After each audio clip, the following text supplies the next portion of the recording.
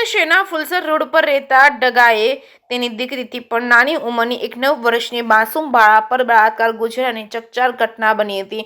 ભાવનગર કોર્ટે સમાજમાં દાખલો બેસે તેવી સજાનો ચુકાદો આપી બળાત્કારી આધેડને 20 વર્ષની કેદની સજા ફટકારી છે. રોકડ રકમનો દંડ ફટકાર્યો છે. આ ઉપરાંત હવસખોરનો ભોગ બનનાર બાળકીને 6 લાખનું વળતર આપવા હુકમ કર્યો છે. ભાવનગર શહેરના ફુલસર રોડ કાંતિનગર 25 વારિયા સંસ્કાર વિદ્યાલયની સામે પ્લોટ નંબર 180 માં રહેતો 55 વર્ષીય હિંમત રતાભાઈ બઢિયા નામના શખ્સે 2 વર્ષ પૂર્વે ગત તારીખ 18/12/2022 ના રોજ રાત્રિના સમયે એક 9 વર્ષની માસૂમ બાળકીને તેના ઘરમાં બોલાવી તેણે આબરૂ લૂંટી હતી અને આ ઘટના પ્રકાશમાં આવતા હવસખોર આધેડ શખ્સ સામે ચોતરફી કાર વરસ્યો હતો. જ્યારે બનાવને આફતગ્રસ્તના વાલીએ નરાધમ શખ્સ સામે સ્થાનિક બોર તળાવ પોલીસ મથકમાં ફરિયાદ નોંધાવતા પોલીસે IPC 376A(B) પોસ્કો એક્ટની જુદી જુદી કલમ હેઠળ ગુનો દાખલ કરી શખ્સને ઝડપી લીધો હતો. દરમિયાન આ અંગેનો કેસ ભાવનગરના 3જા એડિશનલ સેશન જજ MP રાઠોડની કોર્ટમાં ચાલી જતા સરકારી વકીલ જયેશભાઈ પંડ્યા, વિજયભાઈ માંડલિયાની ધારદાર દલીલો અને આધાર પુરાવા તેમજ સાક્ષીઓ વગેરેને ધ્યાને રાખી પોસ્કો એક્ટની કલમ